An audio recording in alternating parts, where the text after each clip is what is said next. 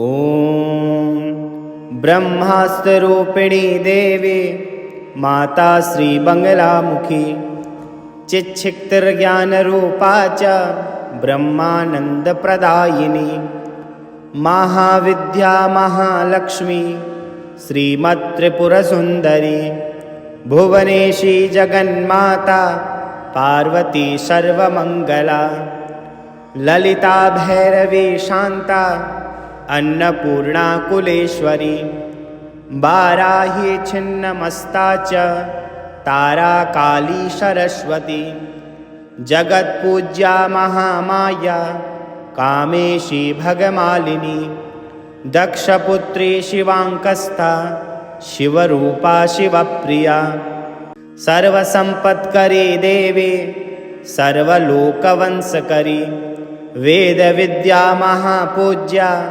भक्ताद्वेषी भयङ्करी स्तम्भरूपा स्तम्भिनी च दुष्टस्तम्भनकारिणी भक्तप्रिया महाभोगा श्रीविद्या ललिताम्बिका मेनापुत्री शिवानन्दा मातङ्गी भुवनेश्वरी नारसिंही नरेन्द्रा च नृपाराध्या नरोत्तमा नागिनी नागपुत्री च नागराजसुता उमा पीताम्बरा पीतपुष्पा च पीतवस्त्रप्रिया शुभा पीतगन्धप्रिया रामा पीतरत्नार्चिता शिवा अर्धचन्द्रधरी देवी गदामुद्गरधारिणी सावित्री त्रिपदा शुद्धा सद्यो रागविवर्धिनी विष्णुरूपा जगन्मोहा ब्रह्मरूपा हरिप्रिया रुद्ररूपा रुद्रशक्तिर्चिन्मयी भक्तवत्सला लोकमाता शिवा सन्ध्या शिवपूजनतत्परा धनाध्यक्षा धनेशी च धर्मदा धनदा धना चण्डदर्पहरी देवी शुम्भासुरनिर्वर्हिणी राजराजेश्वरी देवी महिषासुरमर्दिनी मधुकैटभहन्त्री च रक्तबीजविनाशिनी धूम्राक्षदैत्यहन्त्री च भण्डासुरविनाशिनी रेणुपुत्री महामाया भ्रामरी भ्रमराम्बिका ज्वालामुखी भद्रकाली बगला शत्रुनाशिनी इन्द्राणी इन्द्रपूज्या च गुहमाता गुणेश्वरी वज्रपाशधरा देवी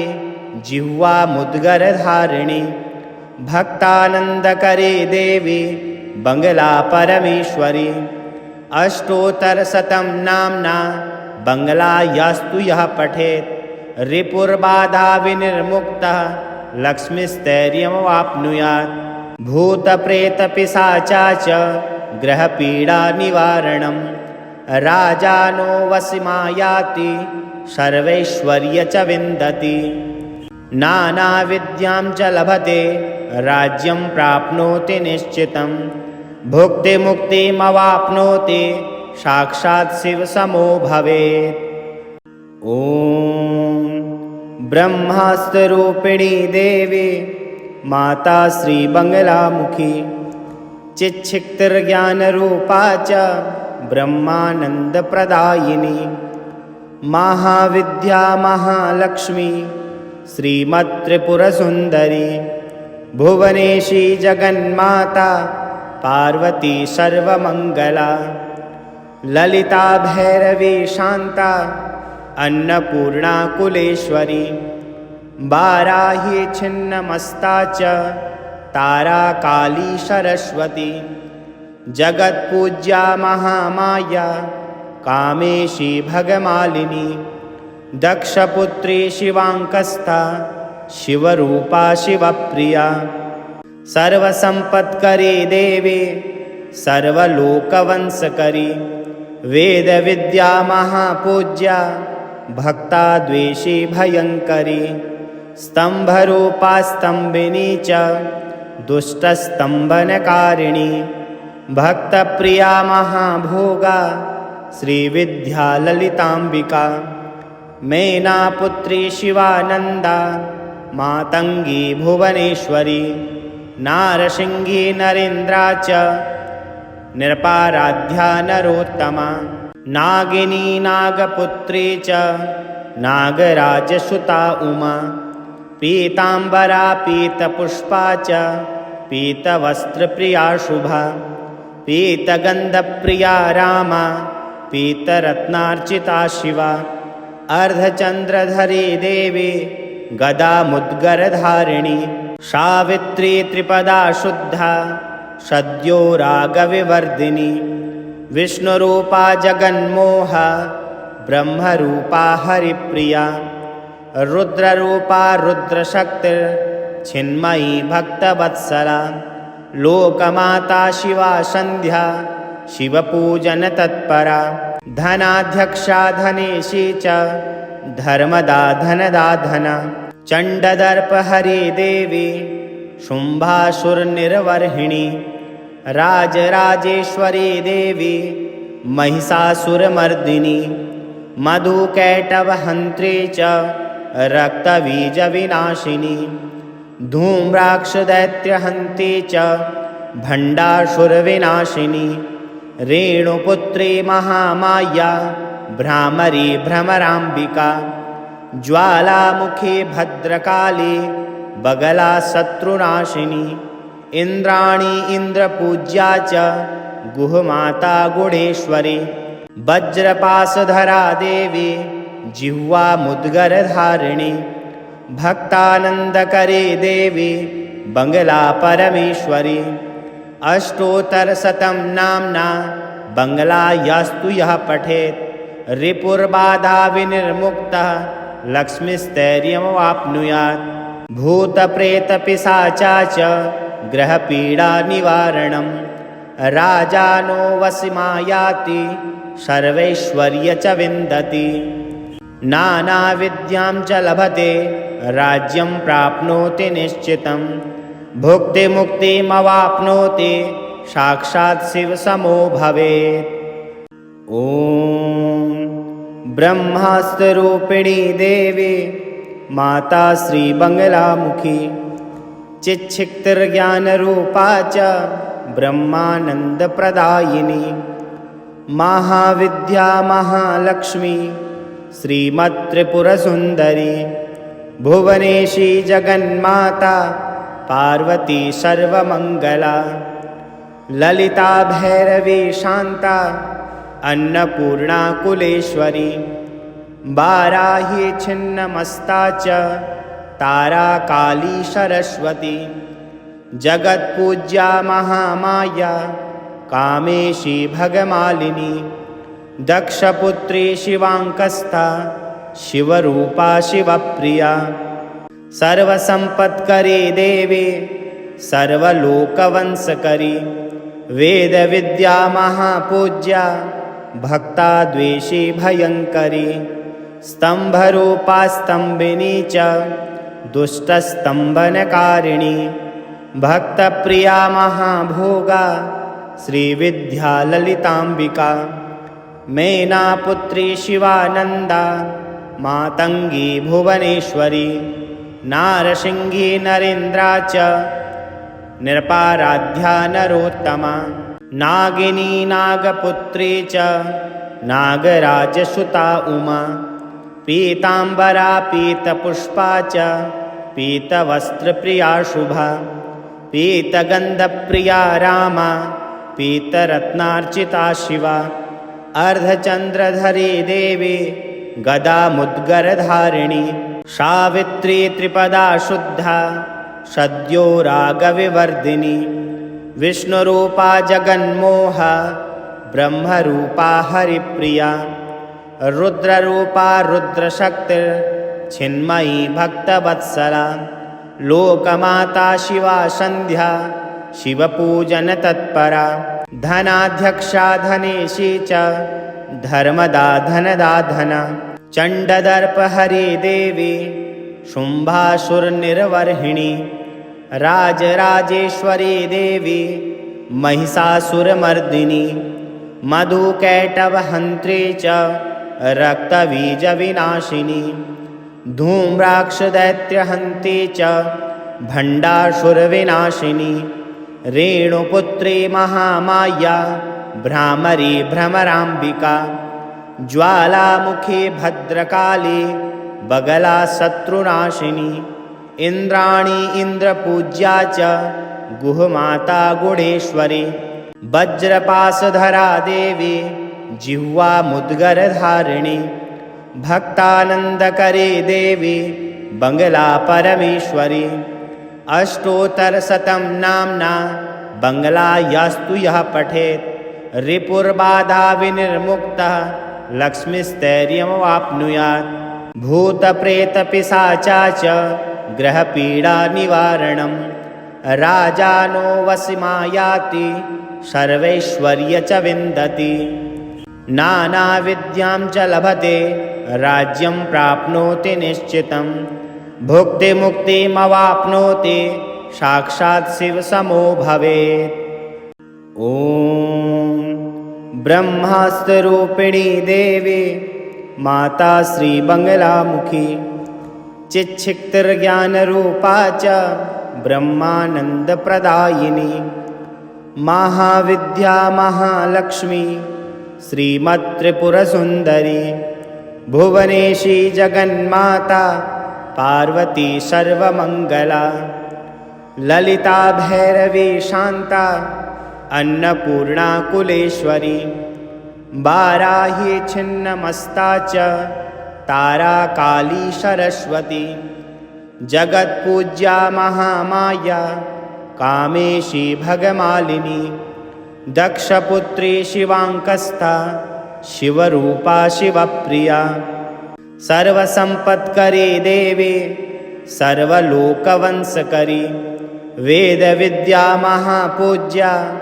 भक्ता द्वेषी भयंकरी स्तंभरूपा स्तंभिनी च दुष्टस्तंभनकारिणी भक्तप्रिया महाभोगा श्रीविद्या ललितांबिका मैनापुत्री शिवानंदा मातंगी भुवनेश्वरी नारसिंही नरेन्द्रा च नृपाराध्या नरोत्तमा नागिनी नागपुत्री च नागराजसुता उमा पीतांबरा पीतपुष्पा च पीतवस्त्रप्रिया शुभा पीतगंधप्रिया रामा पीतरत्नार्चिता शिवा अर्धचंद्रधरी देवी गदा मुद्गरधारिणी सावित्री त्रिपदा शुद्धा सद्यो रागविवर्धिनी विष्णुरूपा जगन्मोहा ब्रह्मरूपा हरिप्रिया रुद्ररूपा रुद्रशक्तिर्चिन्मयी भक्तवत्सला लोकमाता शिवा संध्या शिवपूजन तत्परा धनाध्यक्षा धनेशी च धर्मदा धनदा धना चंडदर्पहरी देवी शुंभासुरनिर्वर्हिणी राजराजेश्वरी देवी महिषासुरमर्दिनी मधुकैटभहन्त्री च रक्तबीजविनाशिनी धूम्राक्षदैत्यहन्ती च भण्डासुरविनाशिनी रेणुपुत्री महामाया भ्रामरी भ्रमराम्बिका ज्वालामुखी भद्रकाली बगला शत्रुनाशिनी इंद्राणी इंद्रपूज्या च गुहमाता गुणेश्वरी वज्रपाशधरा देवी जिह्वा मुद्गरधारिणी भक्तानंदकरी देवी बंगला परमेश्वरी अष्टोत्तरशतं नाम्ना बंगला यास्तु यः पठेत् रिपुर्बाधा विनिर्मुक्तः लक्ष्मीस्थैर्यमवाप्नुयात् भूतप्रेतपिशाचा च ग्रहपीडानिवारणं राजानो वसिमायाति सर्वैश्वर्य च विन्दति नानाविद्यां च लभते राज्यं प्राप्नोति निश्चितं भुक्तिमुक्तिमवाप्नोति साक्षात् शिवसमो भवेत्। ॐ ब्रह्मास्त्ररूपिणी देवी माता श्रीबंगलामुखी चिच्छिक्तिर्ज्ञानरूपा च ब्रह्मानन्दप्रदायिनी महाविद्या महालक्ष्मी श्रीमत्त्रिपुरसुन्दरी भुवनेशी जगन्माता पार्वती सर्वमङ्गला ललिता भैरवी शान्ता अन्नपूर्णा कुलेश्वरी वाराही छिन्नमस्ता च तारा काली सरस्वती जगत्पूज्या महामाया कामेशी भगमालिनी दक्षपुत्री शिवाङ्कस्था शिवरूपा शिवप्रिया सर्वसम्पत्करी देवी सर्वलोकवंशकरी वेदविद्या महापूज्या भक्ताद्वेषी भयङ्करी स्तम्भरूपा स्तम्भिनी च दुष्टस्तम्भनकारिणी भक्तप्रिया महाभोगा श्रीविद्याललिताम्बिका मैनापुत्री शिवानन्दा मातङ्गी भुवनेश्वरी नारसिंही नरेन्द्रा च नृपाराध्या नरोत्तमा नागिनी नागपुत्री च नागराजसुता उमा पीताम्बरा पीतपुष्पा च पीतवस्त्रप्रिया शुभा पीतगन्धप्रिया रामा पीतरत्नार्चिता शिवा अर्धचन्द्रधरी देवी गदामुद्गरधारिणी सावित्री त्रिपदा शुद्धा सद्यो रागविवर्धिनी विष्णुरूपा जगन्मोहा ब्रह्मरूपा हरिप्रिया रुद्ररूपा रुद्रशक्तिर्चिन्मयी भक्तवत्सला लोकमाता शिवा सन्ध्या शिवपूजनतत्परा धनाध्यक्षा धनेशी च धर्मदा धनदा धना चण्डदर्पहरी देवी शुम्भासुरनिर्वर्हिणी राजराजेश्वरी देवी महिषासुरमर्दिनी मधुकैटभहन्त्री च रक्तबीजविनाशिनी धूम्राक्षदैत्यहन्ती च भण्डासुरविनाशिनी रेणुपुत्री महामाया भ्रामरी भ्रमराम्बिका ज्वालामुखी भद्रकाली बगला शत्रुनाशिनी इन्द्राणी इन्द्रपूज्या च गुहमाता गुणेश्वरी वज्रपाशधरा देवी जिह्वा मुद्गरधारिणी भक्तानन्दकरी देवी बङ्गला परमेश्वरी अष्टोत्तरशतं नाम्ना बङ्गला यस्तु यः पठेत् रिपुर्बाधा विनिर्मुक्तः लक्ष्मीस्थैर्यमवाप्नुयात् भूतप्रेतपिशाचा च ग्रहपीडानिवारणं राजानो वसिमायाति सर्वैश्वर्य च विन्दति नानाविद्यां च लभते राज्यं प्राप्नोति निश्चितं भुक्तिमुक्तिमवाप्नोति साक्षात् शिवसमो भवेत्। ॐ ब्रह्मास्त्ररूपिणी देवी माता श्रीबङ्गलामुखी चिच्छिक्तिर्ज्ञानरूपा च ब्रह्मानन्दप्रदायिनी महाविद्या महालक्ष्मी श्रीमत्त्रिपुरसुन्दरी भुवनेशी जगन्माता पार्वती सर्वमङ्गला ललिता भैरवी शान्ता अन्नपूर्णा कुलेश्वरी वाराही छिन्नमस्ता च तारा काली सरस्वती जगत्पूज्या महामाया कामेशी भगमालिनी दक्षपुत्री शिवाङ्कस्था शिवरूपा शिवप्रिया सर्वसम्पत्करी देवी सर्वलोकवंशकरी वेदविद्या महापूज्या भक्ताद्वेषी भयङ्करी स्तम्भरूपा स्तम्भिनी च दुष्टस्तम्भनकारिणी भक्तप्रिया महाभोगा श्रीविद्याललिताम्बिका मैनापुत्री शिवानन्दा मातङ्गी भुवनेश्वरी नारसिंही नरेन्द्रा च निरपाराध्या नरोत्तमा। नागिनी नागपुत्री च नागराजसुता उमा। पीताम्बरा पीतपुष्पा च पीतवस्त्रप्रिया शुभा। पीतगन्धप्रिया रामा पीतरत्नार्चिता शिवा। अर्धचन्द्रधरी देवी गदामुद्गरधारिणी। सावित्री त्रिपदा शुद्धा सद्यो रागविवर्धिनी। विष्णुरूपा जगन्मोहा ब्रह्मरूपा हरिप्रिया। रुद्ररूपा रुद्रशक्तिर्चिन्मयी भक्तवत्सला। लोकमाता शिवा सन्ध्या शिवपूजनतत्परा।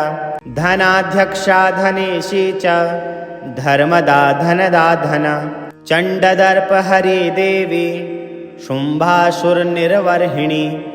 राजराजेश्वरी देवी महिषासुरमर्दिनी। मधुकैटभहन्त्री च रक्तबीजविनाशिनी। धूम्राक्षदैत्यहन्त्री च भण्डासुरविनाशिनी। रेणुपुत्री महामाया भ्रामरी भ्रमराम्बिका। ज्वालामुखी भद्रकाली बगला शत्रुनाशिनी। इन्द्राणी इन्द्रपूज्या च गुहमाता गुणेश्वरी। वज्रपाशधरा देवी जिह्वा मुद्गरधारिणी। भक्तानन्दकरी देवी बङ्गला परमेश्वरी। अष्टोत्तरशतं नाम्ना बङ्गला यास्तु यः पठेत् रिपुर्बाधा विनिर्मुक्तः लक्ष्मीस्थैर्यमवाप्नुयात्। भूतप्रेतपिशाचा च ग्रहपीडानिवारणं। राजानो वशिमायाति सर्वैश्वर्य च विन्दति।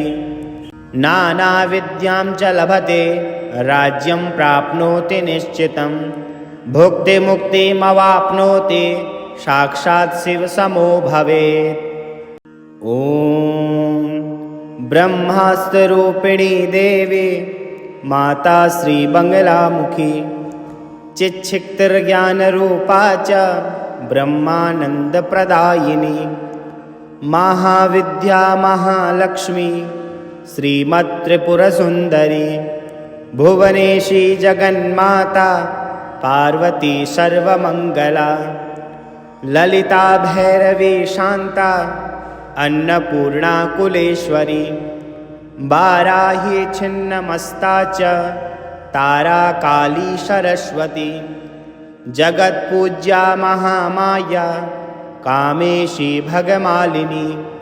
दक्षपुत्री शिवाङ्कस्था शिवरूपा शिवप्रिया।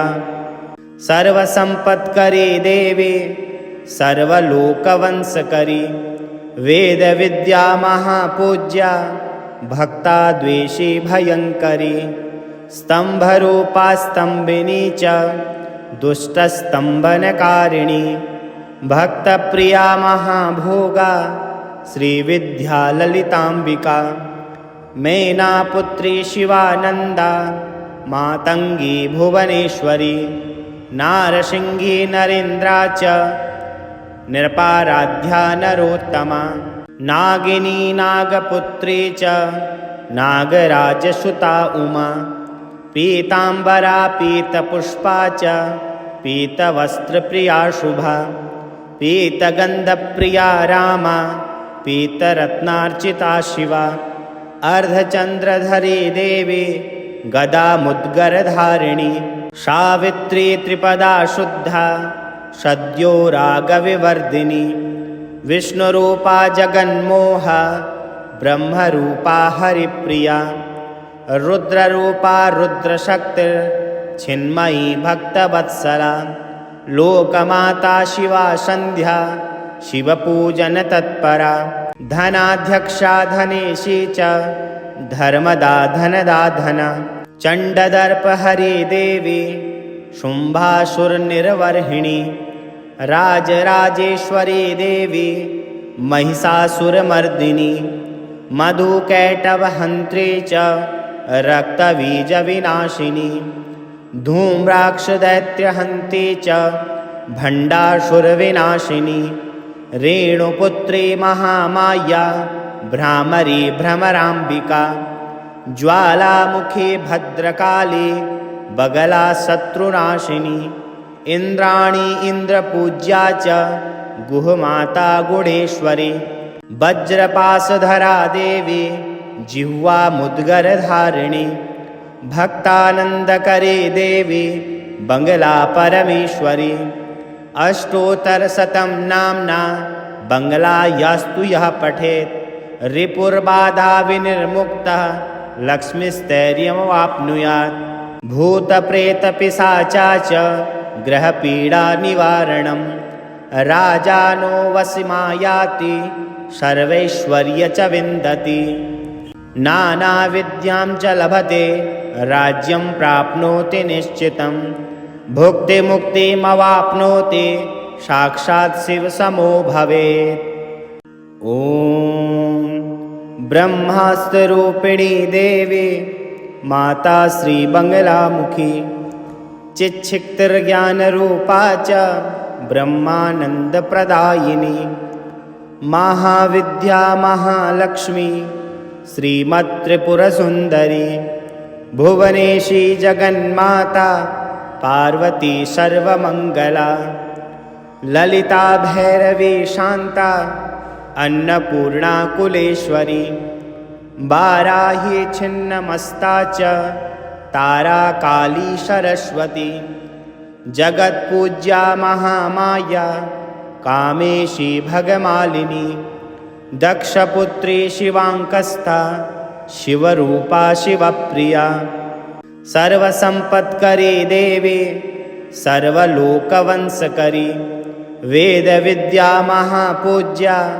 भक्ताद्वेषी भयंकरी स्तंभरूपा स्तंभिनी च दुष्टस्तंभनकारिणी भक्तप्रिया महाभोगा श्रीविद्या ललितांबिका मैनापुत्री शिवानंदा मातंगी भुवनेश्वरी नारसिंही नरेन्द्रा च निरपाराध्या नरोत्तमा नागिनी नागपुत्री च नागराजसुता उमा पीतांबरा पीतपुष्पा च पीतवस्त्रप्रिया शुभा पीतगंधप्रिया रामा पीतरत्नार्चिता शिवा अर्धचंद्रधरी देवी गदा मुद्गरधारिणी सावित्री त्रिपदा शुद्धा सद्यो रागविवर्धिनी विष्णुरूपा जगन्मोहा ब्रह्मरूपा